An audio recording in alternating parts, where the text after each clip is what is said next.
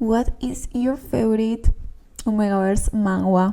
I'm gonna reveal mine. Welcome to 30 Days of BL, a new series I started in where we're gonna be talking about our favorite couples, about manga, manhwa, anime, anime, and all that jazz. Today we are in day 3 and it is all about Omegaverse. In this video, I'm gonna reveal my top 3 Omegaverse manhwas and why they are so addictive and why they deserve a spot in your reading list. But before we jump into it, I think it's important to give at least a little introduction or description about what it is Omegaverse. Please keep in mind I'm gonna do it and keep this description pretty basic, just in case some of you never heard about it or you are wondering if this kind of content is gonna be something you're gonna be enjoying, okay? The main difference between an Omegaverse and other manhwas is basically that we have here the population having a secondary gender. Depending on the title you're reading, you're gonna see that a part of the population have this secondary gender, and in others it's just everyone having it, okay? We have 3 different kind of secondary genders. We have the betas, which are the most common one, and then we have alphas and omegas, who are the rarest.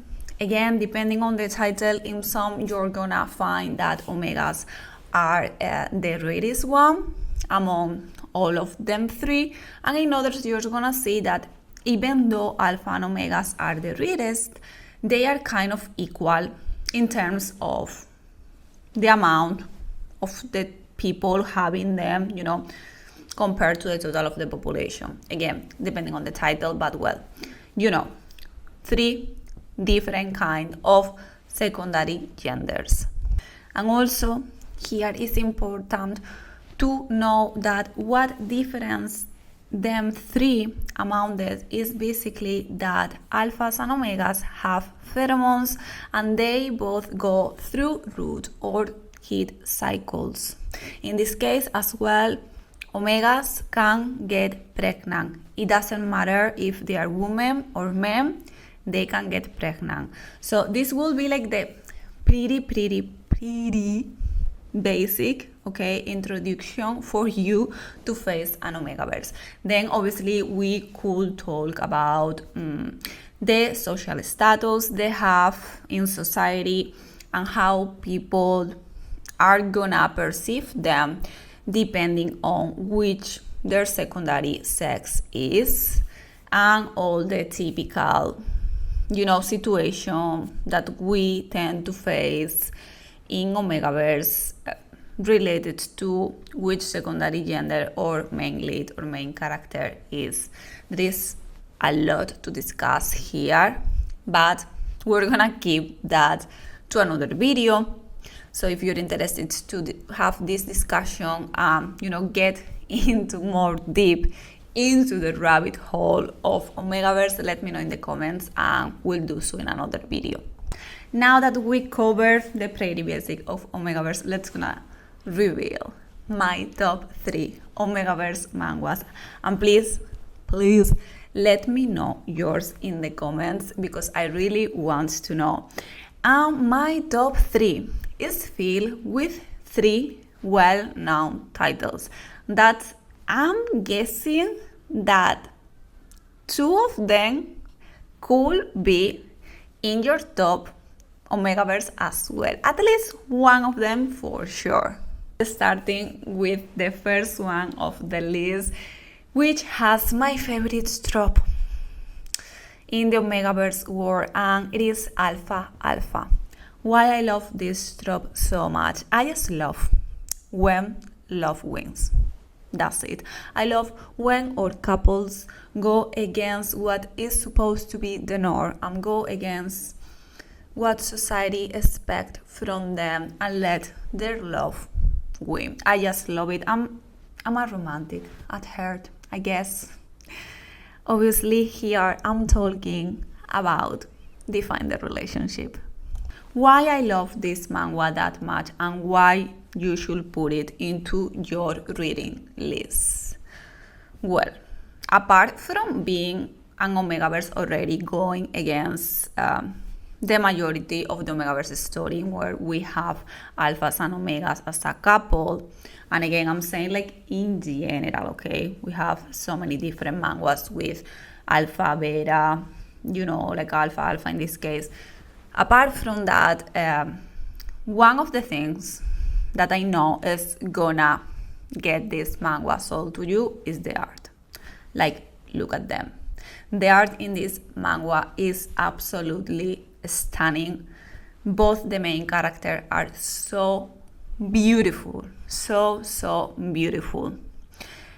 And the art expresses their feeling so well. Also, really great and amazing smut. I have to say as well, because I was thinking about that, I was like, wow. Visualizing some panels is pure joy to read and see all the different panels thanks to the art. But then obviously we have a really amazing story. We have here the main couple who are totally two opposite people. We have our main character Lil, who is coming from a really well-known family, a really traditional family that they are really close-minded. They put a lot of pressure into Lil and they expect a lot from him and from what suppose an alpha from his family should do. And then we have Ash, who is a really extroverted and ongoing person. He is in charge of an art gallery and he has a totally different personality compared to Lil.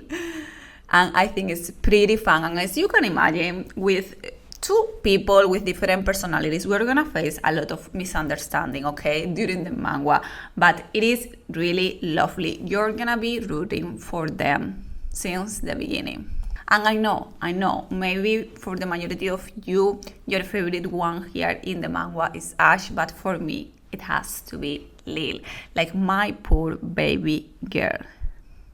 I just love it as well because you have a main character who is actually a broken soul, okay, like who has so little esteem, like really low self-esteem, who has no experience about relationship, having feeling for other people, and who tends to overthink a lot. We face with this kind of character, and thankfully he got to meet the person he needed. He needed Ash. He needed someone who could love him for who he is, who could heal him and make him be more confident and make him be more aware of how amazing person he is. I love Ash just for the fact that he appeared into Lil's life, to be honest. And if you're wondering how they got to be together, being two alphas, basically, even though alphas supposed to last for omegas and all omegas want alphas, okay, this is kind of the general idea in our Omegaverse.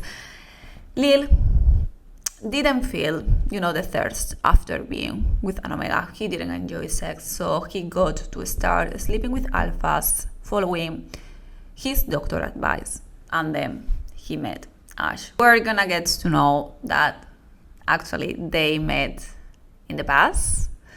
A really iconic first meeting. All of this sounds something you like. You definitely are gonna enjoy this manhwa. And we're moving now to the second one, and yes, we continue going against the norm because here we love a badass character.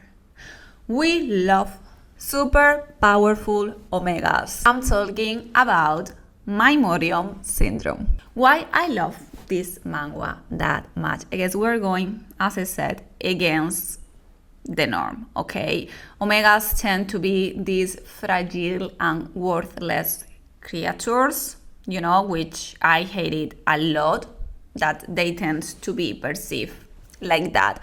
But also they tend to carry a huge amount of debt. And at this point, this is already a joke, because if you read some Omegaverse, you know that this is gonna happen. Like, it tends to be how the Omegaverse start. We always have an Omega with a huge amount of debt. Well, in this case, we have a really powerful Omega who is actually a mob boss. And we have the Alpha having the huge amount of debt and needs to be paid to this powerful Omega. I love this manhwa that much, apart from the fact that I mentioned that it's going against what you typically read on an Omegaverse or what you typically expect from an Omegaverse. We have really interesting characters, starting with the main character, who is the Omega. Yes, we start with a really powerful Omega. However, he is actually another broken soul, in the sense that he went through hell. He ended up being a mob boss, and even though he pretends he is, at the top in the mountain, like he is really confident, he can handle everything, obviously, he still has a lot of things to heal, starting with his issue with his pheromones. And this is where all the story, is going about, and is the main point for their relationship to start. Is because our Alpha is able to smell our main character pheromones. And here you will be wondering, like, what the hell? Obviously, an Alpha can smell Omega's pheromones. Not in this case, actually. Our Omega went through 13 things, and actually right now has really, really low levels, almost no pheromones. So obviously, when this guy is presented to the mob boss as, you have to pay to me now the debt that your father left for you, which, by the way, how nice, what a gift, right? He smelled this amazing smell coming from the Omega, and he told him, like, what is this beautiful smell? Obviously, our Omega is in shock, because, like, it's not possible that you can smell nothing coming from me. From there, this story began. Basically, we're having a story in where we're moving from a master-slave relationship to becoming a family, and I absolutely love it. And now, reaching our last one, but definitely not the least. Now that you know that I love Alpha, and if you watch my video of the best BL of the year, you probably know already that my favorite BL creator is Brother Without a Tomorrow. I think you can guess already which one it's gonna be, right? It's obviously smyrnaandcapri. It is a masterpiece from Brother Without a Tomorrow. Why I love it so much, I can easily tell you, go read it and you are gonna understand. But here we're facing a really interesting and lovely manhwa. Again, if you watch my video of the BL of the year, you know that we're talking about Brother Without a Tomorrow. So first of all, the art, it is really unique. You can easily identify a manhwa created by these authors thanks to their art. The amount of detail is stupid, crazy. It is really beautiful. It follows this kind of color palette and it's just stunning. Seriously, just looking at the panel is joy itself. But also, and what I love the most from this creator is actually that we're gonna face a manhwa with a really interesting story. different from what you may be expecting.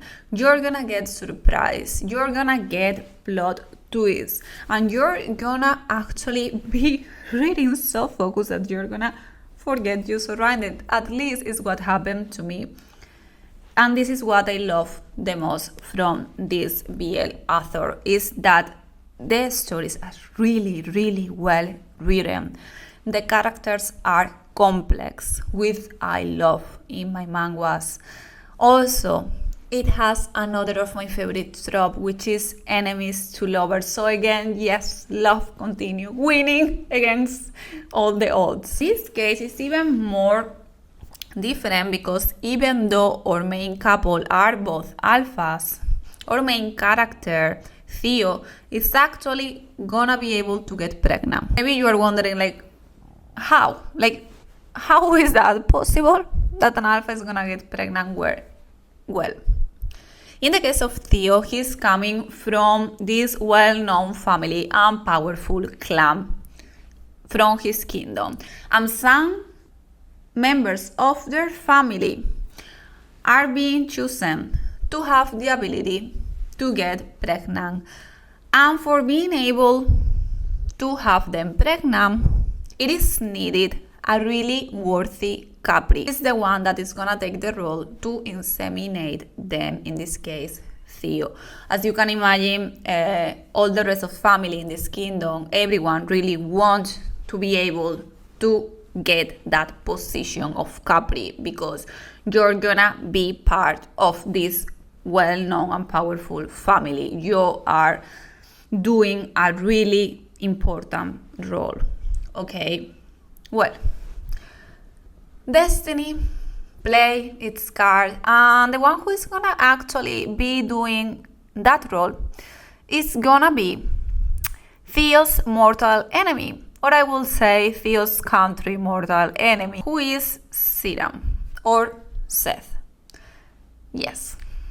And from there, the story begins, and we see how the relationship evolves. We see how difficult it is actually for them to have a proper relationship. They are coming from two completely opposite places. Like Siram, Seth, is actually the Revolutionary Army soldier, from the enemy, from Theo's country. It's a really great manhwa, like enemies to lovers, alpha, but with family.